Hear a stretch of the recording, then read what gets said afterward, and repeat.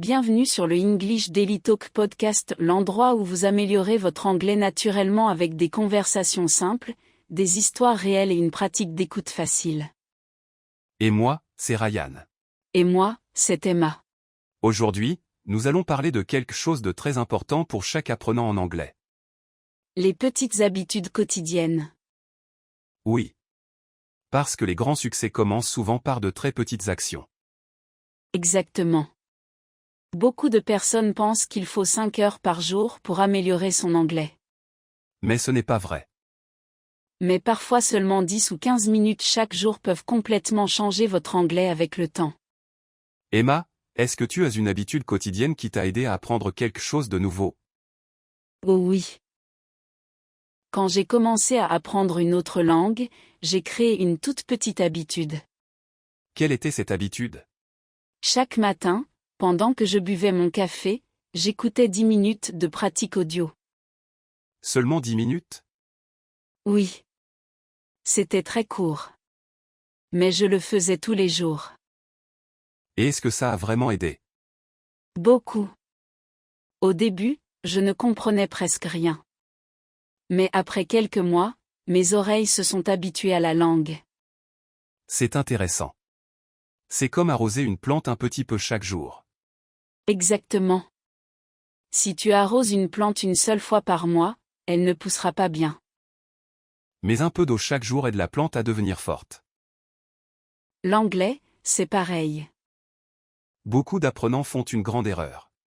Quelle erreur? Ils essaient d'en faire trop rapidement. Ah oui. Comme étudier la grammaire pendant 4 heures un jour, puis arrêter pendant 2 semaines. Exactement. C'est comme courir très vite au début d'un marathon. Tu deviens fatigué trop rapidement. Alors, commencez petit. Lire une page. Apprenez 3 mots. Écouter un petit podcast. Les petits pas sont puissants. Les téléphones peuvent nous aider, ou nous faire perdre notre temps. Très vrai. Beaucoup de gens passent des heures à faire défiler les réseaux sociaux sans rien apprendre. Mais votre téléphone peut devenir votre professeur d'anglais. Par exemple, Changez la langue de votre téléphone en anglais. regarder de courtes vidéos avec des sous-titres anglais. Écoutez des podcasts anglais en marchant. Même les réseaux sociaux peuvent aider si on les utilise intelligemment. Exactement. Votre téléphone est comme un outil. Un outil peut construire une maison, ou détruire votre concentration.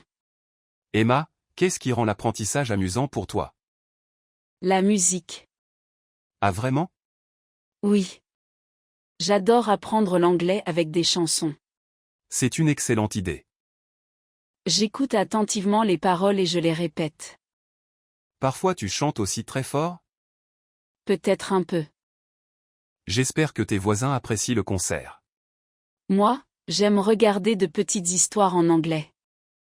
Parce que les histoires rendent le vocabulaire plus facile à retenir. Oui. Les émotions aident la mémoire. Si apprendre semble ennuyeux tout le temps, votre cerveau veut s'échapper. Mais quand apprendre devient amusant, ton cerveau en veut encore plus. Je pense que beaucoup d'apprenants ont peur de faire des erreurs. Absolument. Mais les erreurs sont normales. Les bébés font des milliers d'erreurs avant de parler leur langue maternelle. Exactement. Imagine un bébé qui dit « Je parlerai seulement quand je serai parfait ». Ce bébé ne parlerait jamais. Alors n'attendez pas la perfection. Parlez même si votre grammaire n'est pas parfaite. Parlez même si votre accent n'est pas parfait. La confiance vient avec la pratique. Emma, je me souviens d'une amie qui a amélioré son anglais très rapidement. Vraiment? Qu'est-ce qu'elle faisait? Elle avait une routine simple. Chaque soir, elle écoutait de l'anglais pendant 15 minutes avant de dormir. Puis elle répétait 5 phrases à voix haute. Ça semble facile. Oui. Mais elle était régulière. Après un an, son anglais était devenu beaucoup meilleur. Donc la régularité est plus forte que la motivation. Exactement. La motivation va et vient. Mais les habitudes restent plus longtemps. Merci d'avoir passé ce moment avec nous aujourd'hui. Et souvenez-vous, vous progressez chaque fois que vous écoutez et pratiquez.